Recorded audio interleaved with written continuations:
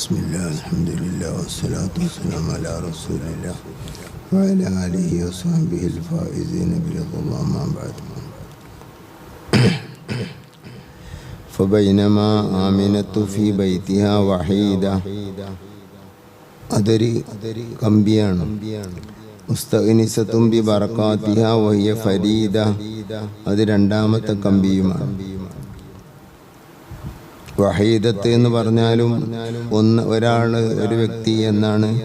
ഫരീദത്ത് എന്ന് പറഞ്ഞാലും ഒരു വ്യക്തി എന്നാണ്. പിന്നെ തമ്മിൽ നമ്മൾ വ്യത്യാസപ്പെടുത്തിയത് എങ്ങനെയാ? മനസ്സുകൊണ്ട് ആരും ഏകാന്തത പറ്റിപ്പോയ വ്യക്തി എന്ന അർത്ഥത്തിനാണ് ആദ്യത്തെ വഹീദ. മറ്റേത് ശരീരം കൊണ്ട് ഏകനായ ആള്, കൂടെ ആരും ഇല്ല എന്നർത്ഥം. അപ്പൊ പിന്നെ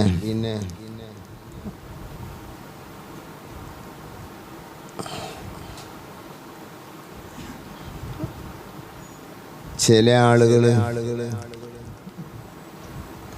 ഇതിലെ രണ്ടാമത്തെ വാക്ക് ഒന്നാമത്തെ വാക്കും കൂടി ആവർത്തനാവില്ലേ? വഹീദ എന്ന് പറഞ്ഞാലും ആമിന ബീവി ഒറ്റപ്പെട്ടവളാണ്, ഫരീദ എന്ന് പറഞ്ഞാലും ഒറ്റപ്പെട്ടവളാണ്. അപ്പൊ ഒരു വാക്കിനെ രണ്ടു വട്ടം ആവർത്തിക്കലാവുമല്ലോ. അപ്പൊ അതുകൊണ്ട് രണ്ടാമത്തത് എങ്ങനെ ആവാൻ സാധ്യതയുണ്ട്? ഖരീറ എന്നാവാൻ സാധ്യതയുണ്ട്. മനം കുളിർത്തവൾ എന്ന അർത്ഥത്തിനുള്ള ഖരീറ എന്നാവാൻ സാധ്യതയുണ്ട്. അത് തെറ്റി വന്നതായിരിക്കണം ഫരീദ എന്ന് അഭിപ്രായപ്പെട്ടവരുണ്ട്. അത് പാടെ അബദ്ധമാണ് അഭിപ്രായം.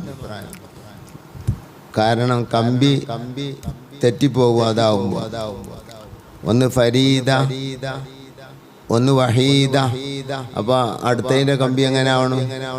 ഖരീറ എന്നറിയുമ്പോ കമ്പി എന്തായി? റായ്.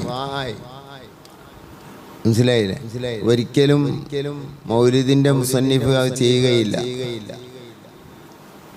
ഇത്രയും ബലാഗത്തും സാഹിത്യത്തിലും എഴുതിയ ഈ കവിതയിലും ഈ ഗദ്യത്തിലും അങ്ങനെ ചെയ്യാൻ ഒരു സാധ്യതയുമില്ല. അതുകൊണ്ട് ഖരീറ എന്നത് തെറ്റി വഹീദ ഫരീദ എന്ന് ആയിപ്പോയതായിരിക്കാം എന്ന അഭിപ്രായം വളരെ ബാലിശമാണ്, വളരെ അകന്ന അഭിപ്രായമാണ്. അങ്ങനെ അല്ല എന്ന് ഉറപ്പിച്ച് പറയേണ്ടിയിരിക്കുന്നു. ആ നുസ്ഖയാണ് ആവുമ്പോ അർത്ഥത്താ പോരാ, കമ്പി ഒപ്പിച്ചു പോണം. നിങ്ങൾ നോക്കിയാ അപ്പൊ എങ്ങനെ വരിക?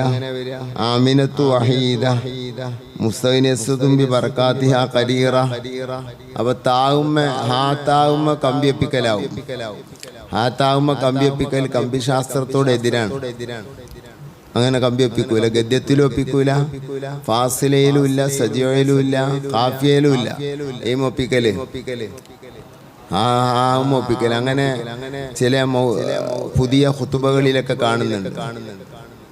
ജനങ്ങളിടയിൽ വലിയ പേരും പെരുമൊക്കെ കിട്ടിയ ഖുതുബ ആയിരിക്കും, പക്ഷേ കമ്പി ആവുമ്മ കമ്പി ഒപ്പിക്കുകയില്ല എന്ന് ഇമാം ബുജൈരി പ്രത്യേകം പറഞ്ഞതാണ്.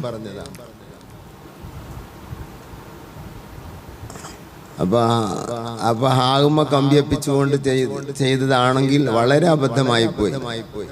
ആ വാക്കുകളൊന്നും പറയരുത്. മറിച്ച് വഹീദക്കും ഫരീദക്കും പോയിന്റുള്ളൊരു മായന കണ്ടെത്തുകയല്ലാതെ ഈ കമ്പി വെക്കാത്ത വാക്ക്, കമ്പിയൊത്ത് എഴുതിയ വലിയ ബദീയായ ഒരു നല്ല സാഹിത്യ സമ്പുഷ്ടമായ കലിമത്തിനെ തെറ്റിദ്ധരിച്ച് കേൾപ്പിക്കലാണ് അതുകൊണ്ട് സംഭവിക്കുന്നത്.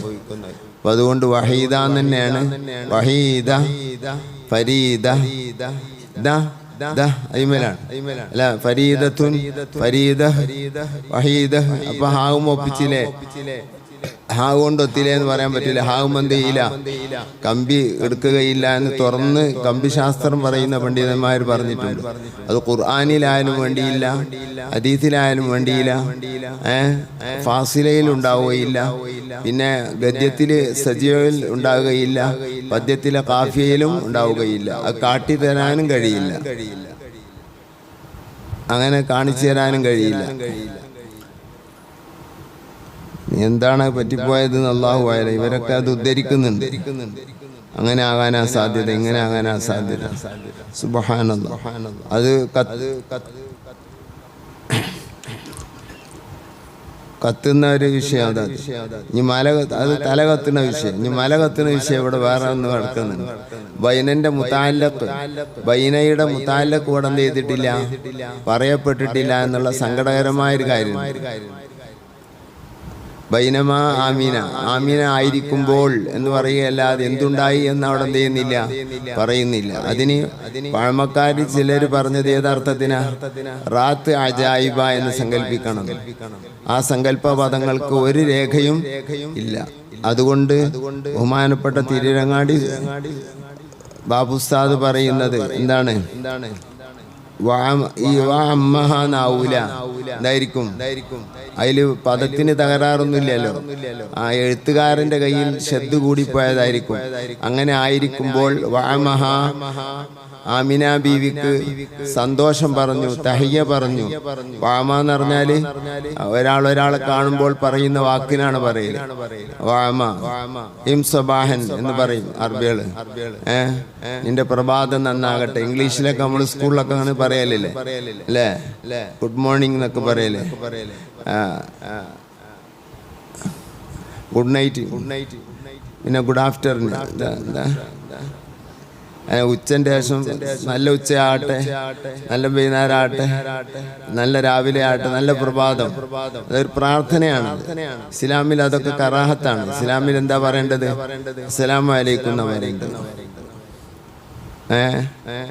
ഇം സബാഹൻ എന്നും സബാഹുൽ ഖൈർ എന്നൊക്കെ ആയിരുന്നു ഇസ്ലാമിന്റെ മുമ്പ് ജാഹിലിയത്ത് അറബികൾ തമ്മിൽ കാണുമ്പോൾ ആദ്യമായി പറഞ്ഞിരുന്ന വാക്ക് ഇം സബാഹൻ അല്ലെങ്കിൽ സബാഹുൽ ഖൈർ. അതൊക്കെ കറാഹത്താണ് പറയല്. ഗുഡ് മോർണിംഗ് എന്ന് പറയലൊക്കെ എന്താണ്, കറാഹത്താണ്. ഏത് പറയണം, അസ്സലാമു അലൈക്കും ഉണ്ടാവും. ഇതിവിടെ അങ്ങനെയല്ല, ഇതൊരു ആലങ്കാരികമാണ്. വാമഹ ആമിന ബീവിക്ക് എന്ത് ചെയ്തു, സന്തോഷം പകർന്നു, സന്തോഷം നൽകി. തഹിയ പറഞ്ഞു. അതിനെന്താ പറയല്, കാണുമ്പോ പറയണീന് മലയാളത്തിൽ എന്താ പറയല്,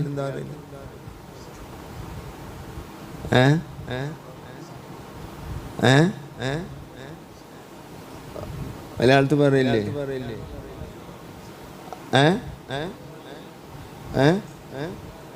അഭിവാദ്യം അർപ്പിച്ചു. ആമിന ബീവിക്ക് വാമഹ അങ്ങനെ ആയിരിക്കുന്നതിൻ്റെ ഇടയിൽ വാമഹ വാമഹ എന്നല്ല, വാമ എന്നുള്ളതാണ് അതിന്റെ താല്ലുക്ക്. വാമ ഫീലാണ്. വാമ യഅ്മു എന്ന ഫീലുണ്ട്. വാമ എന്ന് പറഞ്ഞാൽ ഒരാള് മറ്റൊരാൾക്ക് സലാം പറഞ്ഞു എന്നുള്ളതിന് സല്ലമ എന്ന് അറിയില്ലേ എന്ന പോലെ ഒരാൾക്ക് എം സബാഹൻ എന്ന് പറഞ്ഞു. എം സബാഹൻ എന്ന് പറഞ്ഞാല് എന്റെ പ്രഭാതം എന്താവട്ടെ, സന്തുഷ്ടമാവട്ടെ എന്നാണ് അതിന്റെ അർത്ഥം. അങ്ങനെ അറബികള് ജാഹിലിയ കാലത്ത് പറഞ്ഞിരുന്നു. അതാണ് വാമഹ. അപ്പൊ ആ വാമനോട് താലൂക്കായിരിക്കും ഏത്, ബൈനമ എന്നുള്ളത് എന്നാണ് ബാബുസാഹിന്റെ അഭിപ്രായം. അതാണ് സത്യം, സത്യം, സത്യം. അതാണ് സത്യമാകാൻ വളരെ സാധ്യത. ഇനി വാമഹ എന്നിട്ട് അവിടെ ബദരീത്തുണ്ടാക്കാനൊന്നും നിൽക്കണ്ട, അങ്ങനാണ്ട് പോയിക്കോട്ടെ കേട്ടോ. ജവാബ് കളയപ്പെട്ടതാണ് അല്ലെങ്കിൽ കളഞ്ഞു പെട്ടതാണെന്ന് എന്തെങ്കിലും ആയിക്കോട്ടെ, കച്ചറുണ്ടാക്കാനൊന്നും നിൽക്കണ്ട. വാമഹ ആമിന ബീവിക്ക് അഭിവാദ്യം അർപ്പിച്ചു. അൽ ഫറഹു സന്തോഷം, സുറൂർ സംതൃപ്തിയും അഭിവാദ്യം അർപ്പിച്ചു. അഥവാ മനസ്സുവല്ലാത്ത സന്തോഷത്തിലേക്കും സംതൃപ്തിയിലേക്കും എത്തി. അതെപ്പോഴാ, അതിനു മുമ്പ് വഹീദയാണ്, ഏകാന്തയാണ്. ഏകാന്തതയുടെ മുഷിപ്പിലാണ്. എന്ന് പറഞ്ഞില്ല ഷറഫുൽ അനാമിൽ, മനസ്സിൽ വളരെ ദുഃഖത്തിലായിരുന്നു ആമിനാബി ഉണ്ടായിരുന്നത്. മനസ്സിൽ പല വിഷമങ്ങളും പ്രയാസങ്ങളും ശൂന്യതകളും ഏകാന്തതയും ഉണ്ടായിരുന്നു. അത് പറഞ്ഞല്ലോ. പക്ഷെ അപ്പോൾ റസൂലുള്ളാഹിന്റെ മുഅ്ജിസത്തുണ്ട്. മുഅ്ജിസത്ത് എന്ന് പറയില്ല, ഇർഹാസ് എന്ന് പറയാം. നമ്മൾ മുഅ്ജിസത്ത് എന്ന് പറയാം, അല്ലാതെ ആൾക്കാർക്ക് മനസ്സിലാവില്ല. നബി തങ്ങളാകുന്ന നബിയാകുന്ന കുട്ടിയുടെ ബർക്കത്തുകൊണ്ട് എന്താണ് വഹ്ശത്തെന്തായി മാറി? ഈനാസായി മാറി. അത് മൗലിദിൽ പറഞ്ഞല്ലോ. വഹീദ ഏകാന്തതയാണ്, വഹ്ശത്തിലാണുള്ളത്. പക്ഷേ മുസ്തഗ്നിസത്തുൻ ഏകാന്തത ഇല്ലാത്തവളാണ്. ഏകാന്തതയാണ് യഥാർത്ഥത്തിൽ ഉണ്ടാകേണ്ടത്. മുസ്തഗ്നിസ് വഹദത്തിന്റെ ലാസിമാണ് വഹ്ശത്ത്. വഹ്ശത്തിന്റെ ഓപ്പോസിറ്റാണ് ഇത് ഇസ്തിഗ്നാസ്. വഹ്ശത്തില്ലാതാവലാണ് ഇത് ഇസ്തിഗ്നാസ്. ഏകാന്തത ആർക്ക് വരുന്നില്ല? ഏകാന്തത വരേണ്ട പെണ്ണാണ് ആര്? ആമിന ബീവി തൊട്ടു മുമ്പ്. പ്രസവത്തിന്റെ ടൈമായപ്പോ ഏകാന്തതയെല്ലാം നീങ്ങി മുസ്തഗ്നിസത്തുൻ ഉൻസിലേക്ക് എത്തി. എല്ലാവരും കൂടെ ഉള്ളവരെ പോലെ അള്ളാഹുലെല്ലാം മനസ്സറിഞ്ഞ് അള്ളാഹുലേക്ക് മനസ്സ് തിരിഞ്ഞ് അത് തിരിഞ്ഞിട്ടാൻ പണിയാണ്. അതൊക്കെ ആരുടെ ബർക്കത്താണ്? മുത്തുനബിയുടെ ബർക്കാത്തിഹാന്നാണ്. നബിയുടെ ബർക്കത്ത് കാരണത്താൽ മുസ്തഗ്നിസത്താണ്. വഹീദത്താവുമ്പോൾ മുസ്തവഹിഷത്താണ്, ഏകാന്തതയാണ്. ഏകാന്തതയുള്ളവളാണ്, ഏകയാണ് ആമിന. ശരീരം കൊണ്ടും ഏകയാണ്, മനസ്സുകൊണ്ടും ഏകയാണ്. എന്നാൽ ദുഃഖത്തിന്റെ ശൂന്യതയിൽ നിന്ന് ഇസ്തിഗ്നാസാണ് യഥാർത്ഥത്തിൽ ആമിന ബീവിക്ക് ലഭിച്ചത്. എന്തുകൊണ്ട്? വയ്യ ഫരീദ, കൂടെ ആരുമില്ല. പിന്നീട് പ്രസവത്തുന്ന ടൈമിലാണ് ഷിഫാ ബീവിയൊക്കെ എത്തുന്നത്. റൂമിൽ ആരേ ഉള്ളൂ? ആമിന ബീവി മാത്രമേ ഉള്ളൂ. പ്രസവത്തിന്റെ തുടക്കഘട്ടമാണ് പറയുന്നത്, വേദനന്റെ ഘട്ടമാണ് പറഞ്ഞത്. ഉണ്ടോ? അപ്പൊ ദുഃഖങ്ങളൊക്കെ വന്ന ദുഃഖങ്ങളൊക്കെ എവിടെയോ പമ്പ കടന്നുപോയി. ആരുടെ ബർക്കത്തുകൊണ്ട്? ഒരു പ്രയാസവും ഇല്ല, ഒന്നും അറിയുന്നില്ല. ഇല്ലാ വഖദ് അശ്റഖ ഫീ ബൈതിഹി നൂർ, വീട്ടിൽ പ്രകാശമുള്ളതായി കാണുന്നു. ആര്? ആമിന ബീവി. അങ്ങനെ ആയിരിക്കുന്നതിൻ്റെ ഇടയിൽ വഅമഹ, ആമിന ബീവിയോട് അഭിവാദ്യം അർപ്പിച്ചു. അൽ ഫറഹു വസ്സുറൂർ, സന്തോഷവും സംതൃപ്തിയും അഭിവാദ്യം അർപ്പിച്ചു എന്ന് പറഞ്ഞാൽ സന്തോഷത്തെയും സംതൃപ്തിയെയും അഭിവാദ്യം അർപ്പിച്ചു എന്ന് പറഞ്ഞാൽ അതൊരു ആലങ്കാരികമാണ്. സന്തോഷം വന്നിട്ട് അഭിവാദ്യം അർപ്പിക്കൂല എന്ന് പറഞ്ഞാൽ സന്തോഷം അഭിവാദ്യം അർപ്പിച്ച പോലെ അനുഭവപ്പെട്ടു. വലിയ സന്തോഷം മനസ്സിലേക്ക് അല്ലാഹു തആല കൊടുത്തു, വലിയ സംതൃപ്തിയും കൊടുത്തു. ഒരു പ്രയാസവും മനസ്സിൽ ഇല്ല. അതൊക്കെ ആരുടെ മുഅ്ജിസത്താണ് അല്ലെങ്കിൽ ഇർഹാസാണ്? ആമിന ബീവിക്ക് മുത്തുനബിയിൽ നിന്ന് കിട്ടിയ ഇർഹാസുകളാണ്. അമ്പിയാക്കന്മാർക്ക് അവരുടെ നുബുവത്തിന് മുമ്പുണ്ടാകുന്ന ആശ്ചര്യങ്ങൾക്ക് എന്താ പറയാ? ഇർഹാസ്. പക്ഷെ നമ്മളെ നാട്ടിൽ പറഞ്ഞു വരുന്നത് മുഅ്ജിസത്ത് എന്നാണ്. കിതാബിലൊക്കെ പറഞ്ഞത് ഇർഹാസാത്ത് എന്നാ പറയുന്നത്. വാഖബലത്തിൽ മലായികത്തു, മലക്കുകൾ വന്നു. മലക്കുകൾ മുന്നിട്ട് വന്നു. വൽഹൂർ, ഹൗറാകളായ സ്ത്രീകളും ഹൂറികളും. വഹഫ ഹുജറതഹ, ആമിന ബീവി റളിയല്ലാഹു അൻഹയുടെ റൂമിനെ ചുറ്റി വളഞ്ഞു. അൻവാഉ തുയൂർ, പക്ഷികളുടെ ഇനങ്ങൾ. പല ഇനം പക്ഷികളുടെ പാട്ടുകൾ പാടുന്നു. പല ഇനം പക്ഷികളും പലതും ചൊല്ലി. പക്ഷികളുടെ പാട്ട് കേൾക്കൽ സമാധാനത്തിന് വഴിയാകുമല്ലോ. പക്ഷേ ഇച്ചിട്ട് പക്ഷിനെ പോറ്റൽ വലിയ ഗുണമുള്ള കാര്യമൊന്നുമല്ല കേട്ടോ. അനുവദനീയമാണ്. തത്തനെ പോറ്റലും ഒക്കെ അനുവദനീയമാണെങ്കിലും അത് പോറ്റുന്നത് കൊണ്ട് അവറ്റുങ്ങളെ ഹബ്സ് ചെയ്യലാണ്. അതുകൊണ്ട് തന്നെ അബൂ ഹുറൈറ റളിയല്ലാഹു അൻഹു വേടന്മാര് അങ്ങാടിയിൽ പക്ഷിനെ കൊണ്ടുവന്ന് വിൽക്കുമ്പോൾ പക്ഷിനെ കെണി വെച്ച് പിടിച്ച് കേടൊന്നും വരുത്താതെ കൊണ്ടുവന്നിട്ട് വിൽക്കും ആളുകൾ, വേടന്മാര്. അപ്പോ അബൂ ഹുറൈറ റളിയല്ലാഹു അൻഹു പൈസ കൊടുത്ത് വാങ്ങും ആ പക്ഷിനെ. എന്നിട്ട് വിട്ടയക്കും. എന്നിട്ട് പറയും ഇത്തിക്ക് ചെല്ലിയ കൂലി കിട്ടുമെന്ന് പറയും. അടിമനെ പിടിച്ചു വെച്ച അടിമനെ മോചിതയാക്കിയാൽ പറഞ്ഞ കൂലി ആയതുകൊണ്ട് കിട്ടും. പക്ഷിനെ പിടിച്ചു വെച്ചവനെ ഒന്ന് വാങ്ങിയാണ്ട് അതിനെ പുറത്തു വിട്ടാൽ കിട്ടും. അപ്പൊ ഈ പക്ഷികളെയൊക്കെ കൂട്ടിൽ പോറ്റുന്നത് അത് ഗുണമുള്ളതല്ല, അനുവാദമുള്ളതാണ്. മത്സ്യങ്ങളെയൊക്കെ അങ്ങനെ തന്നെ. ഐറ്റിങ്ങള് ഒരു ചെറിയ കൂട്, ഈ ചാലിയത്തിന്റെ പള്ളിയുടെ വലുപ്പത്തിനുള്ള ഒരു കൂടാണെങ്കിൽ പിന്നെ അതിന്റെ കൂടെ വലിയ പ്രശ്നം ഉണ്ടാവില്ല. മീനും അങ്ങനെയാണെങ്കിൽ അപ്പൊ കുളത്തിലൊക്കെ പോറ്റാം അല്ലേ. മറ്റേത് ഒരു ചെറിയ കൂട്ടിൻ്റെ ഉള്ളില് ആ കൂട് ആ വീട്ടുകാരൻ്റെയും വീട്ടുകാരുടെ മെമ്പർമാരുടെ ആരൊക്കെ സ്ഥാപിച്ചോ അവരുടെ എല്ലാം മനസ്സ് അതേപോലെ ആയിത്തീരും. മനവേദനയും മനപ്രയാസവും പ്രശ്നങ്ങളും പ്രതിസന്ധിയും ആ വീടിന് തീരുകയില്ല. അത്രയും ശാപമായ പരിപാടിയാണത്. അനുവാദമാണെന്ന് പറഞ്ഞിട്ട് കാര്യമില്ല. അനുവദിക്കപ്പെട്ടതൊക്കെ ചെയ്യാനുള്ളവരല്ല നമ്മൾ. ഷർട്ട് ഇടാതെ അങ്ങാടി പോകില്ല നമ്മൾ, അനുവാദമുള്ളതല്ലേ അല്ലേ. ഷർട്ട് ഇടാതെ ആരെങ്കിലും അങ്ങാടി പോകും. ട്രൗസർ ഇട്ട് കണ്ട് മുട്ടുവരെ ആണെങ്കിലും വേണ്ടിയില്ല, അത് അവനക്ക് മഞ്ഞയാണെന്ന് അറിഞ്ഞു. അനുവാദമുള്ള കൂടി ചെയ്യാനുള്ളവരെല്ലാം നമുക്ക് ഓരോ ഒരു പരിധിയുണ്ട് പ്രവർത്തനങ്ങൾക്ക്. ഇസ്ലാം അനുവദിച്ചു തന്നതുകൊണ്ട് ചെയ്യരുത്. നമ്മുടെ ഒരു ജീവിയെ പിടിച്ച് ഒരു കൂട്ടിലിട്ട് അതിനെ പോറ്റുക എന്നുള്ളത് അതിനോട് ചെയ്യുന്ന നമുക്ക് ആവശ്യമില്ല, നമുക്ക് തിന്നാൻ വേണ്ടിയാണ്. നമുക്കതിനെ പോറ്റി വളർത്തി അറക്കാനും തിന്നാനും ഒക്കെ ആണെങ്കിൽ തകരാറില്ല. ഇതങ്ങനെയല്ല, ഭംഗിക്ക് വേണ്ടി, തെറ്റുള്ളതല്ല, ഹറാമുമില്ല. പക്ഷേ അതിന്റെ കേടായ പ്രാർത്ഥനയിൽ നമ്മൾ കുടുങ്ങിപ്പോകും. അതേപോലെ തന്നെ ചെടികളെ സൂര്യപ്രകാശം കിട്ടാത്ത റൂമുകളിലൊക്കെ കൊണ്ടുവന്ന് വെക്കുക. അതിന്റെ ചില അണുക്കളെ, അതിന്റെ ചില ഭാഗങ്ങളൊക്കെ ഒഴിവാക്കിയിട്ട് അത് വളരൂല. ചില മുളച്ചെടികളൊക്കെ ഉണ്ടാവും, അത് തീരെ എന്നും രണ്ടിലിട്ട് നിൽക്കും. യഥാർത്ഥ ചെടി തന്നെ ആയിരിക്കും, പ്ലാസ്റ്റിക് ഒന്നും അല്ല. പക്ഷെ അതിന്റെ വളരാനുള്ള ഹോർമോണുകൾ അതിനെ ഒന്ന് എടുത്തു മാറ്റിയിട്ട് കൊടുന്നു വെക്കുക, എന്നിട്ട് അതിനെ നിരകിപ്പിക്കുക. അത് തെറ്റാണെന്ന് തന്നെ, ഹറാം എന്ന അർത്ഥത്തിലുള്ള തെറ്റല്ല, അത് അതിനോട് ചെയ്യുന്ന ഒരു കുരുത്തക്കേടാണ്. അതുകൊണ്ട് തന്നെ ഇവന്റെ ഹാർട്ടും അതുപോലെ ചുങ്ങലും, അതുപോലെ തന്നെ ഇവന്റെ മനസ്സ് അതുപോലെ ടെൻഷൻ അടിക്കലും, കുടുംബജീവിതത്തിലുള്ള ഐക്യം നഷ്ടപ്പെടലൊക്കെ അതിമുണ്ടായിത്തീരും. ഈ ലവ് ബേർഡ്സിനെ പോറ്റുന്നവർക്കൊക്കെ കിട്ടാനുള്ള അനുഗ്രഹം അതാണ്. അതേപോലെ തന്നെ അതിന്റെ ബിസിനസ് രംഗത്തൊക്കെ തകർച്ചകൾ സംഭവിക്കും. കേടായ ദ്വാ ഏതായാലും ആ പക്ഷിയുടെ ദ്വാ അവനക്കുണ്ടാവും, ഏതായാലും സംഭവിക്കും. ഒരിക്കലും അങ്ങനെ ചെയ്യരുത്. അത് തന്നെ എന്താണ് മീൻ പോയിട്ടുണ്ടെങ്കിൽ എന്താ പറയാ, എക്കോറിയം, ഏത് കോറിയായാലും വേണ്ടിയില്ല, അനുവദനീയമാണ്. ഞാൻ ഒരിടത്ത് പോയപ്പോൾ മീൻ പോയിട്ടുണ്ട്. അപ്പൊ ഞാൻ ചോദിച്ചു എന്തിനാണിത്. അപ്പൊ എന്നോട് പറഞ്ഞു അത് ദിക്ർ ചെല്ലാനാണ്.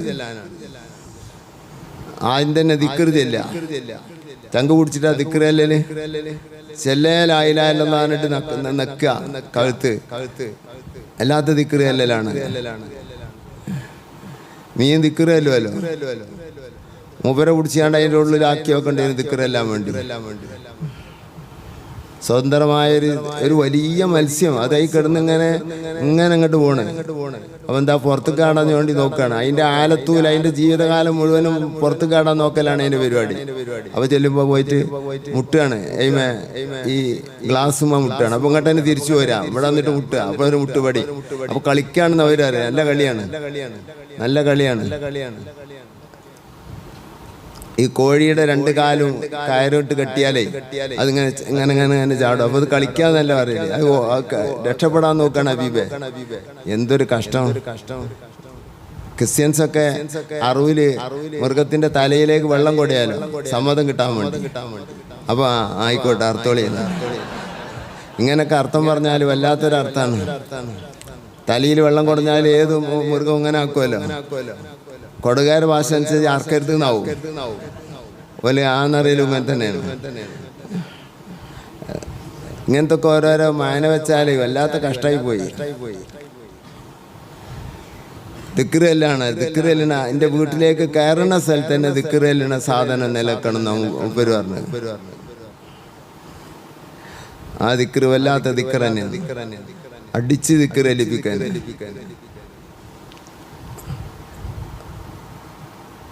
ദുഃഖങ്ങളെ കൊണ്ട് സന്തോഷിക്കരുത്. ആരുടെ ദുഃഖങ്ങളെ കൊണ്ട്? മറ്റൊരാളുടെ ദുഃഖത്തിൽ നമ്മൾ സന്തോഷിക്കരുത്. അത് സന്തോഷിക്കരുത്, ഒരിക്കലും സന്തോഷിക്കരുത്. മറ്റൊരു സാധനത്തിന്റെ ദുഃഖം, ഒരു കൃപയില്ലല്ലോ. മരത്തിന്റെ ചോട്ട് ചമ്മലുകൾ കൂട്ടിയിട്ട് കാണും, എന്നിട്ട് ആ ചമ്മലിന് തീ കൊടുക്കുകയാണ്. ഈ മരം ആ വെന്തിങ്ങനെ ചൂടനുഭവിച്ച് വിഷമിച്ച് പൊള്ളി നിന്ന് വേദനിക്കുകയാണ്. ആർക്കും ഒരു സങ്കടമില്ല. ഇവിടെ അതിനായിട്ടൊരു സ്ഥലമുണ്ട്, ഇവിടെ നിന്നാണ്ട് പോണോടുത്ത് അവിടെ കുറേ കൊടുത്തിട്ടാണ് കൂട്ടിയിടും. അവിടെ മരങ്ങളിടയിലേക്ക് തീന്റെ ജ്വാലകൾ എത്തുന്ന വേദനിച്ച് അവറ്റങ്ങൾ കഷ്ടപ്പെടുന്നില്ല, യാതൊരു ചിന്തയില്ല. നമ്മൾ ഓരോരുത്തർ കെട്ടിയിട്ടിട്ട് നമ്മളെ കാലിന്റെ ചോട്ട് കുറേ ചമ്മലുകളൊക്കെ കൊണ്ടുവന്നിട്ടിട്ട് കച്ചറ സാധനം കൊടുത്തിട്ട് തീ കൊടുത്താൽ എങ്ങനെയായിരിക്കും? അതുപോലെ വേദനിക്കുന്നു ആ മരം. ചെയ്യാൻ പാടില്ല. ജന്തുക്കളും ജീവജാലങ്ങളും ഇല്ലാത്തൊരു സ്ഥലത്തെ തീ കൂട്ടാൻ പാടുള്ളൂ. അത് വേസ്റ്റ് കത്തിക്കലായാലും വേണ്ടിയില്ല, എന്ത് കുന്തായാലും വേണ്ടിയില്ല. അള്ളാഹുവിനോടും പടപ്പുകളോടും കൃപയില്ലാത്തവനോട് അള്ളാഹു റഹ്മത്ത് ചെയ്യുകയില്ല. പ്രത്യേകിച്ച് ആഖിറത്തിൽ ഇതിലേറെ തീജ്വാല വരുന്ന ഒരു കാലം വരാനുണ്ട്. ആരോടും കൃപ കാണിക്കണം, ആരെയും തീ കൊണ്ട് വേദനിപ്പിക്കരുത്. ലാ യുഅദ്ദിബു ബിന്നാർ ഇല്ലാ റബ്ബുന്നാർ. തീ കൊണ്ടുള്ള ശിക്ഷ തീനെ പടച്ച റബ്ബിനല്ലാതെ അവകാശമില്ല. കരിച്ചുകൊണ്ട് ശിക്ഷിക്കല് അയിമത്തൊക്കെ പറഞ്ഞതാണ്. പക്ഷെ നിർബന്ധമില്ല. ഷോക്കേസുകളിൽ ഓരോ സാധനങ്ങൾ പൂക്കളെയും മറ്റും കൊണ്ടുവന്നൊക്കെ ഹലാലാണ്, തെറ്റൊന്നുമില്ല. അല്ലെങ്കിൽ പൂക്കള് അതേപോലെ തന്നെ പ്ലാസ്റ്റിക്കിന്റെ സാധനങ്ങൾ കൊണ്ടുവന്നൊക്കെ ഹലാലാണ്. പക്ഷെ അത് ഗുണമില്ല എന്ന് ഇബ്നു അറബി തങ്ങൾ അവിടുത്തെ വസായിൽ പറഞ്ഞിട്ടുണ്ട്. അള്ളാഹുവിന്റെ സൃഷ്ടിയോട് തുല്യമായ സൃഷ്ടികൾ ഉണ്ടാക്കിയെടുക്കല് അത് ഗുണമില്ലാത്ത സംഗതിയാണ്. ജീവനില്ലാത്തതായാലും ഭംഗിക്ക് വേണ്ടി ഷോക്കേസുകളിൽ കൊടുന്നോക്കുന്നു, സ്റ്റേജുകളിൽ കൊടുന്നോക്കുന്നു. തെക്കോണ്ടൊസിയാത്തയാളുടെ സ്ഥലത്താ കൊടുന്നേക്കണേ. ഏത് ഈ പ്ലാസ്റ്റിക്കിന്റെ സാധനങ്ങളൊക്കെ നല്ല വാതിന്റെ സ്റ്റേജിൽ പൂക്കളെ കൊണ്ടുവന്നു. ഏത് പൂക്കളെ? പ്ലാസ്റ്റിക്കിന്റെ പൂക്കളെ. അത് ഇബ്നു അറബി തങ്ങൾ കർക്കശമായി എതിർക്കുന്നുണ്ട്. ഹറാമൊന്നുമില്ല കേട്ടോ. ജീവജാലങ്ങളുടെ രൂപങ്ങൾ വെക്കുമ്പോഴേ ഹറാമുള്ളൂ. ഹറാമ് മാത്രം ശ്രദ്ധിക്കേണ്ടതല്ല, നമ്മുടെ ബർക്കത്തൊക്കെ നമ്മൾ നോക്കണ്ടേ. അള്ളാഹു സുബ്ഹാനഹു തആല പടച്ച പൂവിനേക്കാൾ ചൊറുക്ക് തോന്നാം. അങ്ങനെ ഒരിക്കലും ഉണ്ടാവില്ല, സമർത്ഥിക്കാനും കഴിയില്ല ഇവരുണ്ടാക്കി വെച്ച പൂവുകളെ കണ്ടാൽ. അങ്ങനെ ഒന്നാമത്തെ ആപ്പിൾ മരത്തുമ്മ തേങ്ങ ഉണ്ടായതായിട്ട് കാണാം. അത് അത്ര ആശ്ചര്യം വേറെ ഏതാ? തെങ്ങുമ്മ കാരക്ക ഉണ്ടായതായിട്ട് കാണാം. കാരമരത്തിന്റെ കാന്ന കാരക്കാന്ന് പറഞ്ഞാൽ ഇത് കേരമരത്തിന്റെ കായാണ് കാരക്ക. കേരക്കാനായാലും അല്ലെങ്കിൽ എന്തെങ്കിലും പേരക്ക, ഏത് പേരച്ചാലും വേണ്ടിയില്ല കേട്ടാ. അതൊക്കെ സൂക്ഷിക്കണം. അതിലൊന്നും ഗുണങ്ങളില്ല. തീരെ ജന്തുക്കളൊന്നും പിടിച്ചു വെക്കാൻ പാടില്ല. നമുക്ക് ഭക്ഷിക്കാനാണെങ്കിൽ പിടിച്ചു വെക്കാം. മനസ്സിലായില്ലേ? അതൊന്നും ചെയ്യാൻ പാടില്ല. ഞാൻ അഹിംസാ പ്രകൃതിയുള്ളവനൊന്നുമല്ല, കൃപാ പ്രകൃതിയെ സംബന്ധിച്ച് പറഞ്ഞതാണ്. ആ ജീവികളെ അറക്കാൻ പാടില്ല, അതൊക്കെ തെറ്റാണ്. ഭക്ഷിക്കാൻ വേണ്ടി അനുവദിക്കപ്പെട്ട ജീവികളെ അറക്കാവുന്നതാണ്. പുല്ലുകളും ചെടികളും മുറിക്കാവുന്നതാണ്. ഞാൻ അതിനെതിരൊന്നും പറഞ്ഞിട്ടില്ല. പിന്നെ ഹുങ്കുള്ളവർ ഹുങ്കിനനുസരിച്ച് ചെയ്യാവുന്നതാണ്. അവരുടെ ഹുങ്കനിക്ക് അവർക്ക് പ്രതിഫലം തിരിച്ചു കിട്ടുമ്പോൾ ഒരു വാങ്ങിച്ചാൽ മതി. ആർക്കും എന്തും ചെയ്യാവുന്നതാണ്. പറഞ്ഞ വാക്കെന്ത് എന്ന് ചിന്തിക്കണ്ടേ? അത് ചിന്തിക്കാൻ ഒഴിവില്ല. എന്താണ് പറഞ്ഞത്, അതിന് മസല പറഞ്ഞതാന്ന് വെച്ചിട്ടിരിക്കാം.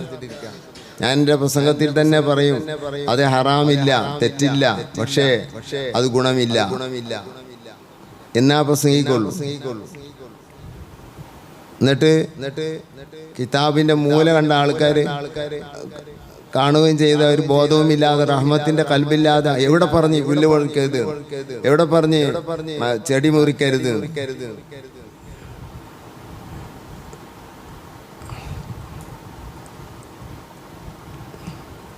ഇങ്ങനെ ഗീബത്ത് പറഞ്ഞ് നടക്കാൻ. കൃഫയുടെ ഒരു ഭാഗം പറഞ്ഞതാണ്. കൃഫയെ പറ്റി പറയുമ്പോൾ അയിമത്തൊക്കെ പറഞ്ഞിട്ടുണ്ട്.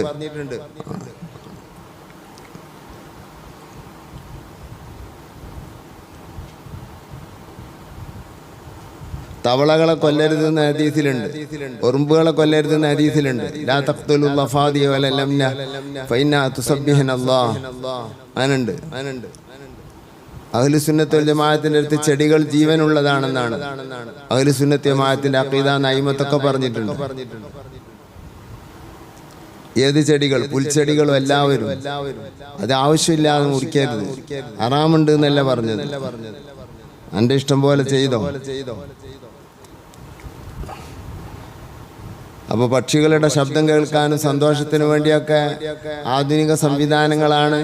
ഏത് ഈ പക്ഷിനെ കൂട്ടിലിട്ട് ആക്കലൊക്കെ സമാധാനത്തിന് വേണ്ടി. ഞാൻ അതിനെതിരെ പറഞ്ഞിട്ടില്ല, പക്ഷെ അതൊന്നും ഗുണമില്ല. ഇത് പ്രകൃതിപരമായ പക്ഷികൾ.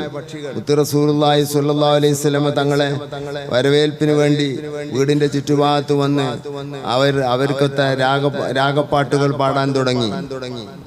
വഹിയ തസ്മാഉ മഹദിയായ ആമിന ബീവി കേൾക്കുകയാണ് അകത്തുനിന്ന് പുറത്തുനിന്ന് വരുന്ന ശബ്ദത്തെ ലിദ്ദിഹാമിഹിം അവരുടെ തിക്കും തിരക്കും വഹ്തിഫാലിഹിം അവരുടെ സമ്മേളിപ്പും എന്തിനു പേരിലുള്ള സമ്മേളിപ്പും തിക്കും തിരക്കുമാണ് ഖുദൂമിൽ ഹബീബ് അള്ളാഹുവിന്റെ ഹബീബിനാണ് ഹബീബ് എന്ന് പറഞ്ഞാൽ നമ്മളെ ഹബീബ് എന്ന് പറയാൻ പാടില്ല. നമ്മളെ ഹബീബ് എന്ന് പറഞ്ഞാൽ റസൂലുള്ളാഹിക്ക് താഴ്ചയാണ്. യാ ഹബീബി യാ മുഹമ്മദ് എന്ന് പറഞ്ഞാല് അവിടെ അല്ലെങ്കിൽ സലാം ബൈത്തിൽ പറഞ്ഞ യാ ഹബീബി ഒക്കെ ആ പറയുന്ന ഇമാമിനിക്ക് അത്രയും മഹബത്തുള്ളത് കൊണ്ട് പറഞ്ഞതായിരിക്കാം. നമുക്ക് നമ്മളെ കൊള്ള നോക്കുമ്പോൾ യാ ഹബീബി എന്ന് പറയുമ്പോൾ അള്ളാഹുവിന്റെ ഹബീബായ എൻ്റെ നബിയെ എന്നർത്ഥം പറയണം എന്നല്ലാതെ നമ്മളെ ഹബീബ് എന്ന് തങ്ങൾക്ക് പറയല് തങ്ങൾക്ക് താഴ്ചയാണ്. നമ്മളൊരു മെഹബൂബായി നമ്മളുടെ ഹബീബ് എന്നൊന്നും നമ്മൾ തങ്ങളെ സംബന്ധിച്ച് പറയരുത്. തങ്ങൾക്കതൊരു താഴ്ചയാണ്. വലിയൊരു രാജാവിനെ സംബന്ധിച്ച് നമ്മൾ രാജാവ് തന്നെ ഭൗതികമാണ്. ആ ഭൗതിക നേതാവിനെ സംബന്ധിച്ച് നമ്മൾ എൻ്റെ ഹബീബാണെന്ന് പറഞ്ഞാൽ അയാൾക്ക് ഇഷ്ടമുണ്ടാവില്ല. ആ സാഹസര് കേൾക്കണേന്ന് ഇഷ്ടമുണ്ടാവില്ല. മുത്തുനബിക്കാൻ ഇഷ്ടമില്ലായിട്ടല്ലേ പറയുന്നത്. അള്ളാഹിന്റെ ഹബീബ് എന്ന് പേരുണ്ടാകുമ്പോൾ ഇനി നമ്മളെ ഹബീബ് എന്ന് പറയരുത്. അന ഹബീബുല്ലാഹി എന്ന് അള്ളാഹിന്റെ റസൂൽ പറഞ്ഞു. ഞാൻ അള്ളാഹിന്റെ ഹബീബാണ്. ഖലീലുഹു അള്ളാഹിന്റെ ഖലീലുമാണ്. അപ്പൊ റസൂലുള്ളാഹിനെ സംബന്ധിച്ച് യാ ഹബീബി യാ മുഹമ്മദ് എന്ന് പറഞ്ഞോടുത്ത് യാ ഹബീബിയ എന്ന് പറഞ്ഞത് മുസന്നിഫിന്റെ ഹുബ്ബായിരിക്കണം. അല്ലെങ്കിൽ എനിക്ക് ഏറ്റവും എൻ്റെ നബിയെ അള്ളാഹിന്റെ ഹബീബായ നബി എന്ന അർത്ഥം പറയണം. ഖുദൂമിൽ ഹബീബ് ഹബീബായ നബി സല്ലല്ലാഹു അലൈഹി വസല്ലം തങ്ങള് വരവേൽപ്പിന് വേണ്ടി ആ പക്ഷികളും ആ പറവകളും വന്ന് വീടിന്റെ ചുറ്റും നല്ല പാട്ടുപാടിക്കൊണ്ട് നിൽക്കുന്നു. ഹംസൻ ആ ആമിന ബീവി കേൾക്കുന്നു. ചെറിയ സ്വരങ്ങളെ കേൾക്കുന്നു. ഈണപ്പാട്ടുകളെ കേൾക്കുന്നു. കൈഫല എങ്ങനെയാണ് അങ്ങനെ ഇല്ലാതിരിക്കുക? സയ്യിദുൽ ആലമീൻ ലോകത്തിന്റെ നേതാവ് സയ്യിദുനാ മുഹമ്മദ് റസൂലുള്ളാഹി ഹംസ ഇതാ വരാൻ പോകുന്നു. ഫീ ബൈത്തിഹ ആമിനാബിയുടെ വീട്ടിൽ. ഫീ ബൈത്തിഹ ഹംസ സയ്യിദുൽ ആലമീൻ ഹംസ സയ്യിദുൽ ആലമീൻ ആകുന്നത് ഹംസ അവിടുന്ന് ഉണ്ടാകാൻ പോകുന്നു, ജനിക്കാൻ പോകുന്നു. ഫീ ബൈത്തിഹ എവിടെ? ആമിനാബിയുടെ വീട്ടിൽ. പിന്നെ എങ്ങനെയാ സംഭവിക്കാതിരിക്കുക? മലക്കുകളും പക്ഷികളും എല്ലാം അവിടെ ഒരുമിച്ച് കൂടിയിരുന്നു സുബഹിയോടടുത്ത ടൈമിൽ. എന്തോ ഒരു നല്ല ടൈം. ഇപ്പോഴും ആ ടൈമിനൊക്കെ പ്രത്യേകതയുണ്ട്. സുബഹിന്റെ തൊട്ടുമുമ്പ് ദുആക്ക് ഇജാബത്തുണ്ട്. അത് തങ്ങൾ ജനിച്ച ടൈം ആയതുകൊണ്ടാണെന്ന് ഇമാം അബ്ദുൽ അസീസ് ദബ്ബാഗ് തങ്ങള് പറയുന്നത് ഇബ്രീസിൽ ഉദ്ധരിച്ചിട്ടുണ്ട്. صل رب العالمين على سيد الكونين والسرد നീ സ്വലാത്ത് ചെയ്യണേ അല്ലാഹ് റബ്ബൽ ആലമീൻ ലോകരക്ഷിതാവായ അല്ലാഹ് അലാ സയ്യിദിൽ കൗനൈൻ. കൗന് എന്ന് പറഞ്ഞാൽ ഇല്ലാത്തതിന്റെ ശേഷം ഉണ്ടായ ലോകം എന്നാണ്.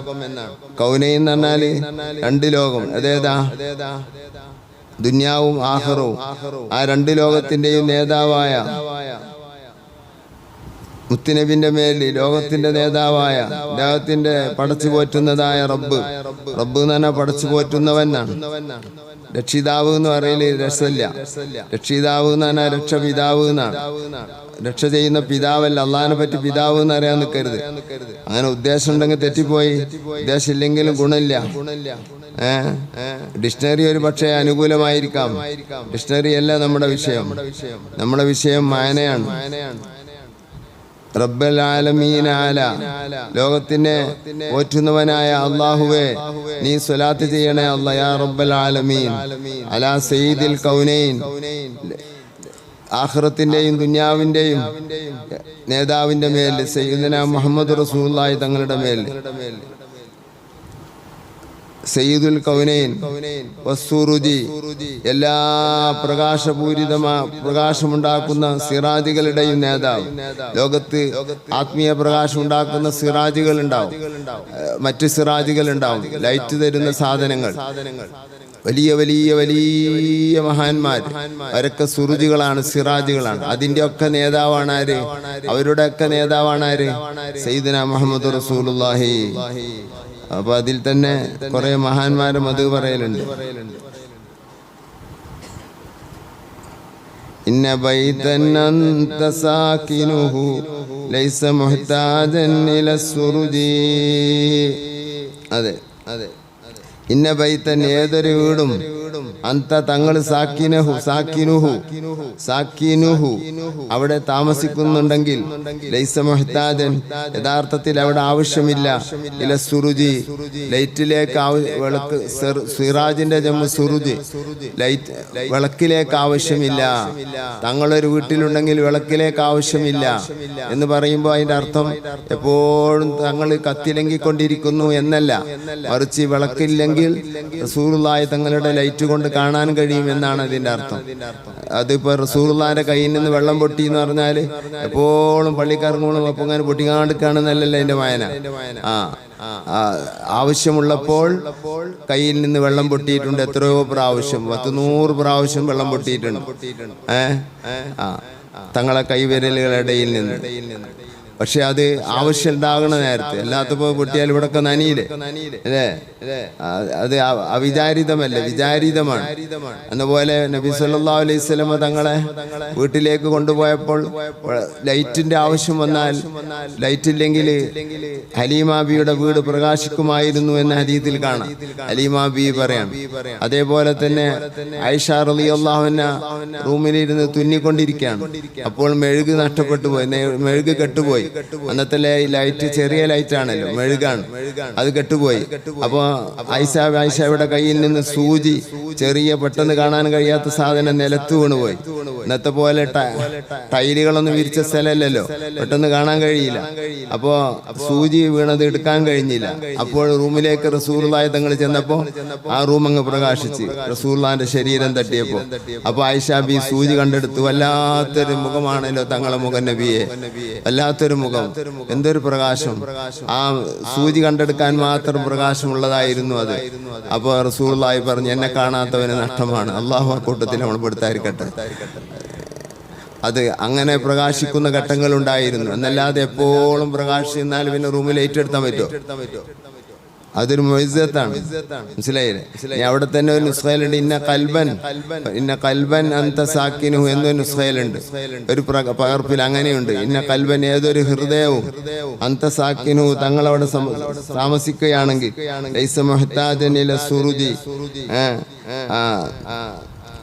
അവിടെ വിളക്കിലേക്ക് ആവശ്യമില്ലാത്തതായിരുന്നു. ആ കൽബിലേക്ക് ഒരു വിളക്കിന്റെ ആവശ്യമില്ല. ഒരു ഷെയ്ഖിന്റെയോ ഒരു ആത്മീയമായ ഒരു മഹാന്റെയോ ബന്ധപ്പെടലില്ലാതെ ഹൃദയം നന്നാവാൻ പ്രയാസമാണല്ലോ. ആ ആത്മീയ ബന്ധക്കാരുടെ ആവശ്യമില്ല. തങ്ങൾ കൽബിലുണ്ടെങ്കിൽ അത് മതി. തങ്ങളൊരാളെ കൽബിലുണ്ടെങ്കിൽ അതുകൊണ്ട് തന്നെ അവൻ എല്ലാ നിലക്കും അവന് ശറഈയായ നിയമങ്ങൾക്ക് വഴിപ്പെട്ടവനായി തീരുന്നതാണ്. കൽബിൽ തങ്ങൾ തമക്കുനായി കഴിഞ്ഞാൽ, അള്ളാഹു മുത്തുനബിന്റെ തമക്കുന് നമ്മുടെ കൽബിൽ അള്ളാഹു തആല ഉണ്ടാക്കി തരട്ടെ. തങ്ങളോടുള്ള ബന്ധവും തങ്ങളെ മഹബത്തും മാത്രമല്ല, തങ്ങളെ നമ്മളെ കൽബിൽ അള്ളാഹു തആല ഇരുത്തി തരട്ടെ. തങ്ങളൊരാളെ കൽബിലുണ്ടെങ്കിൽ ആ കൽബല്ലേ കയ്യിനെയും കാലിനെയും ശരീരത്തിന്റെ അംഗങ്ങളെയൊക്കെ പ്രവർത്തിപ്പിക്കുന്നത്. ആ ഒരവസ്ഥയിലേക്ക് എത്തും എന്നാണ് ആ വാക്കിന്റെ അർത്ഥം. പിന്നെ കൽബെന്നുള്ള അനുസരിച്ച് തങ്ങളെപ്പോ ഇല്ലാതാവുന്നു, അപ്പോഴാണ് നമ്മൾ അശ്രദ്ധരാവൽ. തങ്ങൾ നമ്മളെ കൽബിൽ നിന്ന് എപ്പോ മാറിപ്പോകുന്നോ അപ്പോഴാണ് നമ്മളെ കൽബ് അശ്രദ്ധരാവുക. അല്ലെങ്കിൽ അള്ളാഹുവിന്റെ അവാമിറിന്റെ വായിലും അള്ളാഹുവിന്റെ മുഷാഹദയിലുമായി നിലനിർത്താൻ തങ്ങൾ കൽബിലിരിക്കണം. അതിനാണ് പ്രയാസം. നമ്മുടെ മുത്തഖദ്ദിമീങ്ങളും മുത്തഅഖിരീങ്ങളൊക്കെ ആഗ്രഹിച്ച അതിനെയാണ്, തങ്ങളെ കൽബിലിരിക്കാനാണ്. അള്ളാഹു തങ്ങളെ ബന്ധം അള്ളാഹു നമുക്ക് തരും.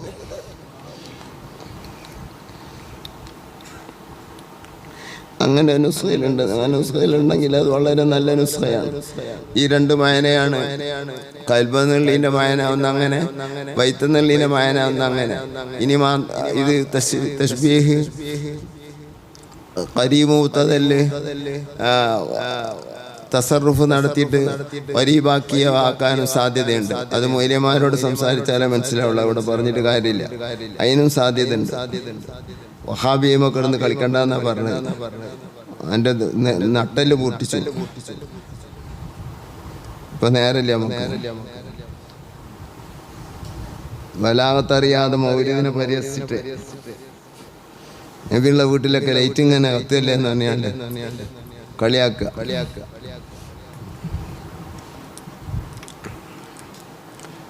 അതിപ്പോ പഠിപ്പിക്കണ നേരല്ല. വജൂകൽ വല്ലാഹു ഹുജ്ജതുനാ യൗമ യഅ്തിന്നാസു ബിൽ ഹുജജി.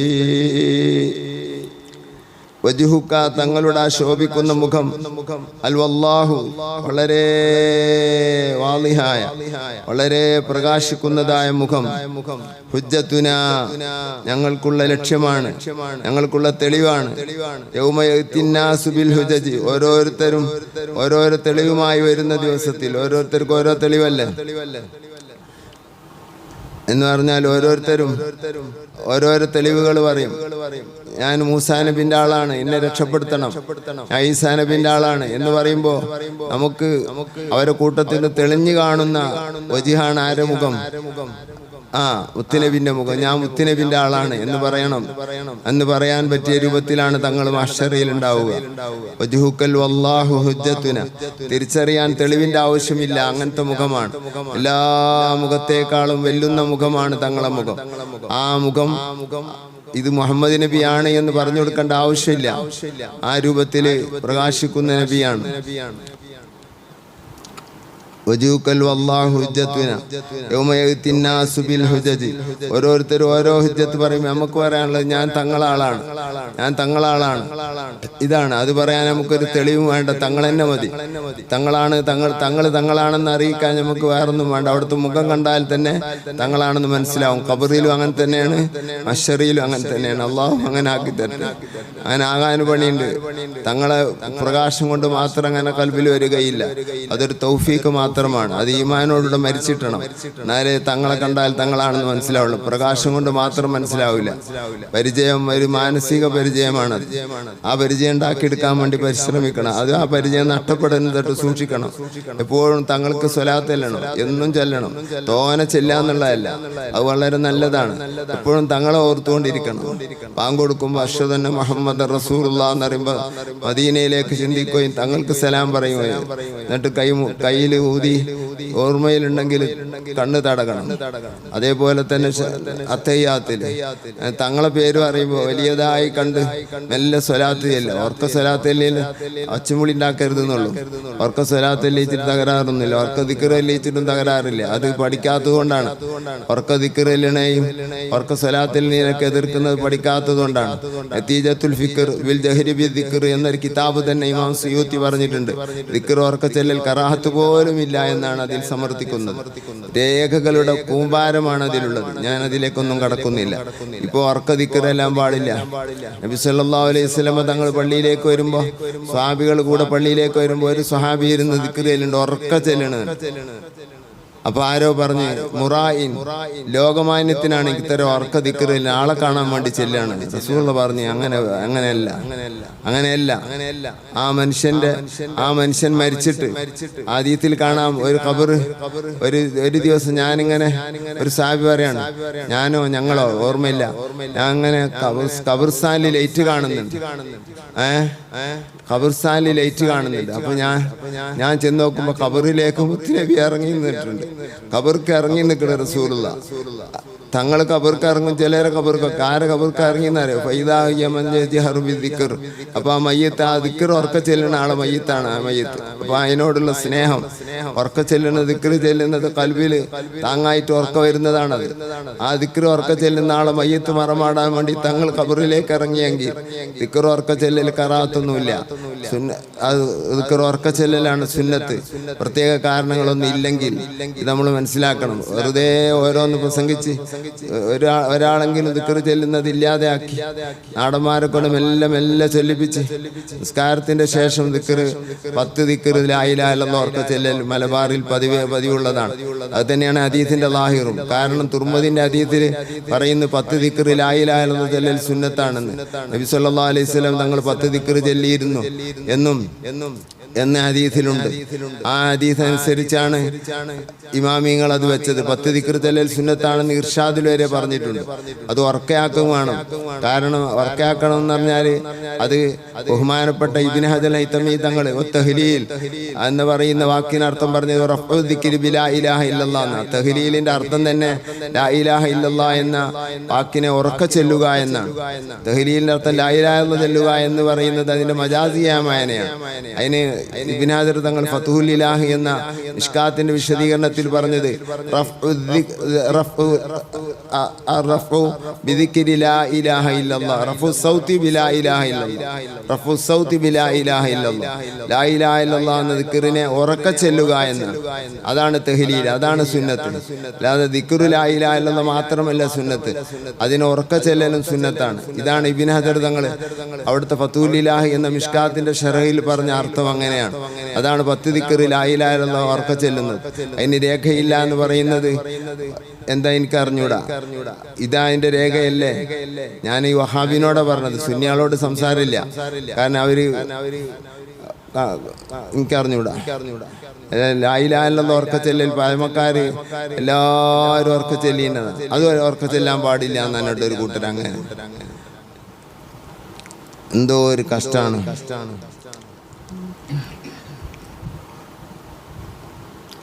പിന്നെ ദിക്റുകൾ ഉറക്ക ചെല്ലുന്നത് മാത്രമല്ല, എന്തുറക്ക പറയണേനും ഒരു പരിധിയുണ്ട്. അത് വേറെ കാര്യം. അത് ചില സന്ദർഭങ്ങളിലാണ്. അത് മസല പറയുമ്പോൾ പറയേണ്ടതല്ല. ദിക്ർ ഉറക്ക ചെല്ലൽ സുന്നത്തുണ്ടോ? ഉണ്ട്. അതാണ് അതിനാണ് നതീജത്തുൽ ഫിക്ർ വിൽ ജഹരി ബിദ്ദിക്ർ എന്നൊരു കിതാബ് തന്നെ സുയൂത്തി ഇമാം എഴുതിയിരിക്കണമെന്ന് ഞാൻ പറഞ്ഞു. ചില ആളുകൾ മെല്ലെ ചെല്ലും, അതിനെ നമ്മൾ എതിർക്കരുത്. ഉറക്ക ചെല്ലുന്നതിനെ എതിർക്കുന്നതിനെയാണ് ഞാൻ എതിർത്തത്, അല്ലാതെ മെല്ലെ ചെല്ലുന്നതിനല്ല എതിർത്തത്. അത് ഓരോരുത്തരുടെ നെഫ്സിനനുസരിച്ചാണെന്ന് മഹാനായ ഇബ്നു ഹജർ ഹൈതമി തങ്ങൾ പറഞ്ഞിട്ടുണ്ട്. റിയായത്ത് വരുമെന്നെങ്കിൽ മെല്ലെ ചെല്ലലാണ് നല്ലത്. അതുപോലെ തന്നെ നിസ്കരിക്കുന്ന ആളെ ശല്യപ്പെടുത്തുന്നുണ്ടെങ്കിൽ മെല്ലെ ചെല്ലലാണ് നല്ലത്. അതേപോലെ അങ്ങനെ രണ്ടായി തഫ്സീലാക്കിക്കൊണ്ട് ഇബ്നു ഹജർ ഹൈതമി തങ്ങൾ പറഞ്ഞിട്ടുണ്ട്.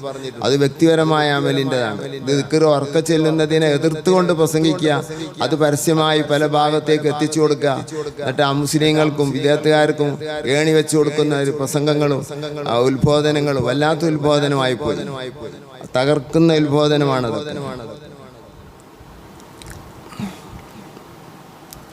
فاز من قد كنت بغيته وسما في أرفع الدرجات ومريضا أنت زائره قد أتاه الله بالفرج. മരീദൻ ഏതൊരു രോഗിയെയും അന്ത തങ്ങളും ദായിറുഹു അവനെ സന്ദർശിച്ചാൽ, ഏതൊരു രോഗിന്റെ അടുത്ത് തങ്ങൾ വന്നാൽ അത് അല്ലാഹു തആല അവനക്ക് കൊടുത്തതായി ഉറപ്പിച്ചിരിക്കുന്നു ബിൽ ഫറജി, തുറസ്, രോഗശമനം. മഹാനായ ഇമാം എത്ര ആളുകൾക്കാണ് പഠിച്ചവനെ നൂറുകണക്കിന് സംഭവങ്ങൾ പറയാനുണ്ട്. അവിടുത്തെ ഹയാത്ത് കാലത്ത് രോഗികളെ രോഗം മാറ്റി കൊടുത്തതിന് കണക്കില്ല. കാലിന്റെ തൊടയിൽ മുറിഞ്ഞിട്ട് പിന്നെ